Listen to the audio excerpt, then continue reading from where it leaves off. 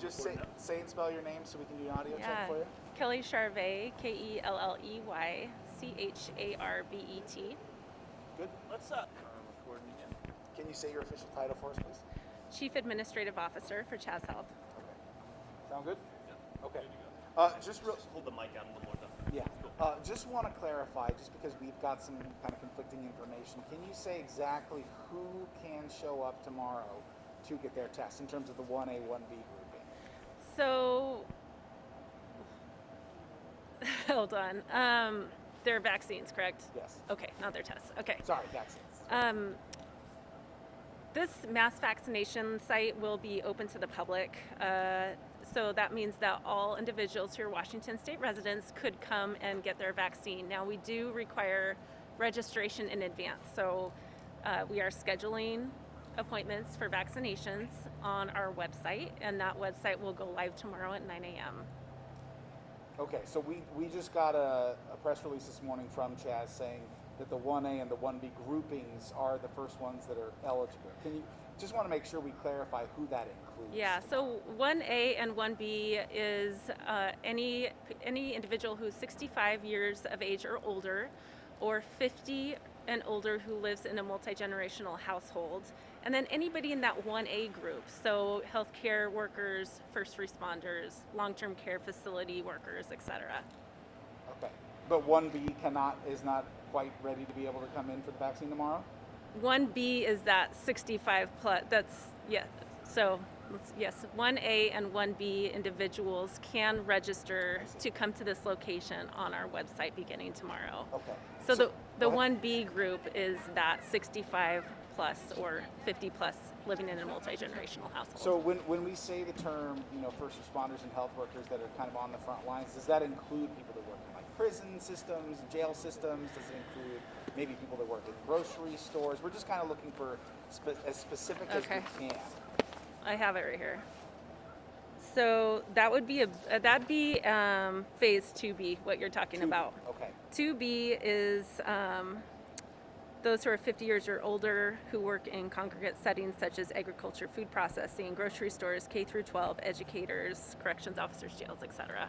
Okay. Is there a copy of that we could have just so we can make sure that we know we're not mixing up the groups? Yeah, I can give you this. This came straight off of the Department of Health's website. Oh, okay. Or I don't know if you want to take a photo of it. Sure. Let me just... This was printed prior to the 65. I It used to be 70. They changed it to 65. But here's the... I know where to find that. You got it? Okay. Okay. Just want to make sure. Yep. Okay, so I'm going to pull out the other questions that we have. Give me just 1 second. Okay, this one is kind of prompted by some of the other news that we've had this week in terms of other sites that are opening up. So how confident is CHAS in the online appointment system that it has set up? And this is mainly coming from what happened on Monday in Kennewick with them kind of having their system crash. We saw in Kent there was a system that crashed. So is there a contingency plan if a site does crash? Is there any potential for maybe the site to transition to a first come, first serve like what we saw in Kennewick? We have been working with our IT departments and our third-party vendors to ensure that our systems are going to be up and operational. We don't anticipate any IT issues. If we did, there are contingency plans. That would not include a walk-up, however. At this point, all individuals would have to be scheduled before they could receive a vaccine at this location. Okay, if there is someone here that maybe something happens to them and they are confused about the process, they come up thinking that they might have booked something and they were misinformed, is there going to be a resource for them to come up here? Will they be notified by some kind of email, phone call, something like that? Yeah, so if somebody did end up walking up, we have greeters at our entry points, and so they could walk them through what that process would be if they needed assistance. Okay. My phone keeps going dark, sorry. Okay, our next question is, for seniors who may not have internet access, will there be an option to register by phone available at some point, or essentially, why is it that Spokane site is the only one that doesn't right now? So Washington State Department of Health does have a hotline and can assist with registration starting on Friday. They've been inundated with high call volumes, so that's why there's a delay until Friday. We also are able to offer assistance to patients if they don't have internet access by calling our main scheduling line.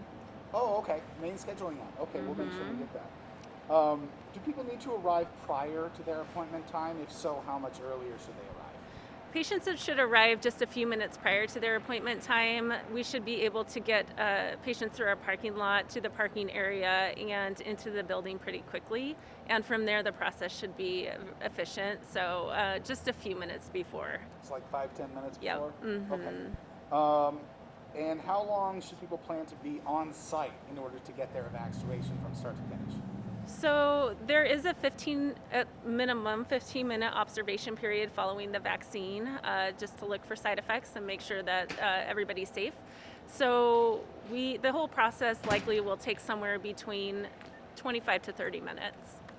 Okay. Can you just tell us more about how we talked about the accommodations, I know, that are inside in terms of seating.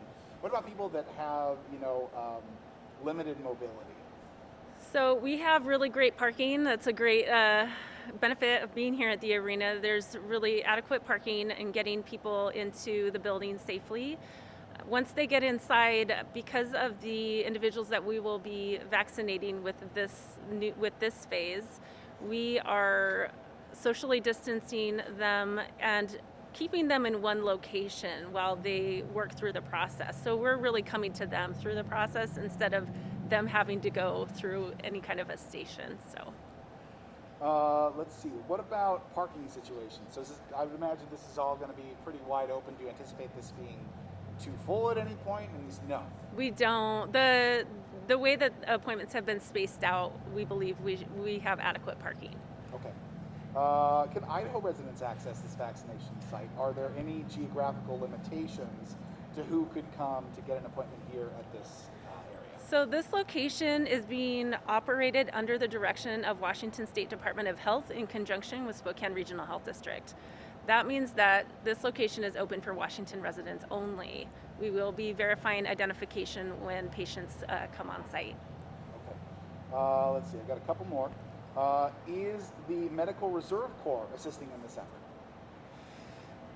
There are a lot of volunteers and other organizations who are assisting with this location, namely Washington State National Guard, as well as a whole slew of additional volunteers, such as pharmacy students from Washington State University and others.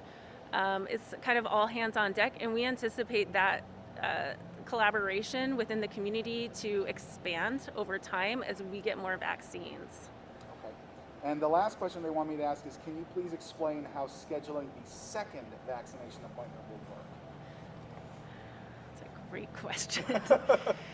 At this time, individuals will be scheduled for their second vaccines either by calling a phone number or if they're able to, scheduling while they're on site here for their first vaccine. So it's one or the other. The individual will have the option of either.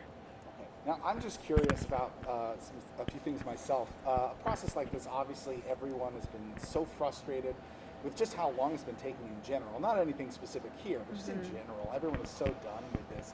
Can you talk about maybe what went into the planning process, thinking about the ways that you can serve people who are just so tired of this, and maybe accommodations to ease them just before they even walk in the door? So CHAS was really looking at ways that we could do mass vaccinations prior to the governor's announcement last week. And once Spokane Regional Health District learned of a mass vaccination site being opened in Spokane, they did outreach to us because they knew that we were already in planning mode. Now we had to accelerate that, obviously, based on the timing. We're excited that we're able to get this up and operational just 8 days following the governor's announcement. We understand people are frustrated. Our main message is to be kind and be patient. Because everybody is excited about getting the vaccine. We have limited supply of vaccine, and so we are doing our best to get that out there, get as many people vaccinated as we possibly can with the supply that we have. How frequently do you anticipate a new wave of vaccine continuing to come in the future? So we have been told that we will get weekly allotments of vaccine, and it's unclear as to what that volume will be, however, on a weekly basis. So our schedules are open on a weekly basis and for the specific number of vaccines that were allocated for that week. I would assume that you're going to be getting the Moderna vaccine continuing in the future because that's what the first doses is going to be, right? We don't know that. There's a possibility that we could be getting Pfizer vaccine in the future, but we will be ensuring that the individuals who get the Moderna vaccine in their first dose get the same Moderna vaccine in their second dose. Likewise, if we were to get Pfizer, we would do the same for Pfizer. And I just want to ask you personally, I'm sure you have talked to so many people who are just so frustrated and concerned, and they're like, I got to get it as quick as possible. Yeah. Can you maybe clarify what are some of the miscommunications or misconceptions that some people have that you'd like to clear up? Maybe the ones that are the most egregious, perhaps. So I will say that the way that we're in the entire region, the way that we are approaching this is for patients who have primary care providers, for them to contact their primary care providers to see if they have the vaccine available. If they don't, then this site would be a good option for them as long as they're eligible in the phase 1A and 1B phases. Now, it is frustrating. There's definitely a lot of individuals who are wanting to get the vaccine sooner, but we certainly won't be moving on to the next phase until this phase is taken care of. And so we'll keep plugging away as quickly as possible. And I know all of our other healthcare community partners are feeling similarly. We're doing our best to get them out there as quickly as we receive them. I'd love to also know, we talked about how you guys found out that this was going to be a site before, it was suddenly announced like, oh, well, here we go. We have to accelerate, as you said. Were there any examples that you kind of built off of to really make sure that this is an effective, efficient process moving forward, but no example really that we've seen before? So the benefit that we had is that we've been operating this testing location as a mass testing location site for some time at this particular location. So that has really helped in our planning. We have a great relationship with Spokane Public Facilities District. They've been awesome to work with, and as well as Spokane Regional Health District. So over time we've learned what a good flow is, how to manage people through an efficient process. And so we were able to take those learnings and apply them to this site. It's a little bit different just because we will have patients going into the building.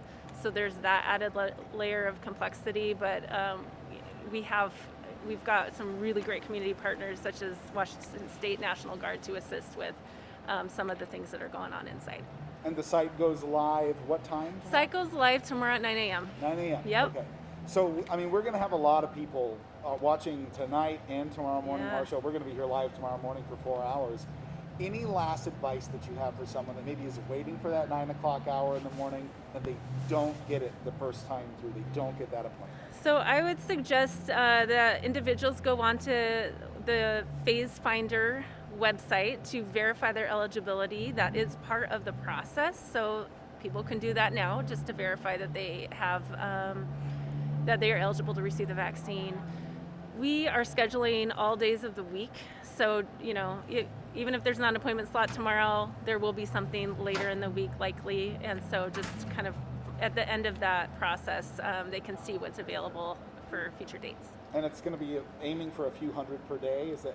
Yeah, we're aiming for 500 a day right now based on the allotment of vaccine that we have available. Perfect. Can you think of any questions that I haven't asked? No. Can you think of anything that we need to cover that we haven't? I don't think so. I think it's really our biggest, messaging point. We want to be clear that this is, this facility is being operated under the direction of Washington State Department of Health and Spokane Regional Health District, and we are the operational arm of how this is kind of rolling out. So. Okay. And then I think that's it. Anything else? I don't think so. I feel like I asked you 800 questions. Did we get hours of operation? I probably covered all that. Can you just run through just in case? Yeah, our hours of operation will be Monday through Friday, 9 a.m. to 5 p.m., and Saturday and Sunday, 9 a.m. to 3 p.m. And again, appointments will be required. There's no walk-in availability, but we will have that site live Wednesday at 9 a.m.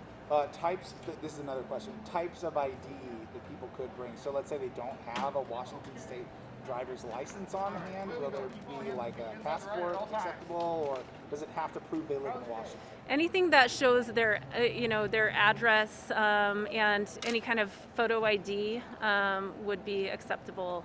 Washington State driver's license would be obviously something that would be an easy one to bring. So like maybe someone hasn't been driving for a long time, and maybe they have a passport, but like Yeah. a piece of mail, would that work or something like that? If they had a passport with their photo and a piece of mail, that would be great. Okay, perfect. All right, I think we're good. Okay. We're good? Yeah. I think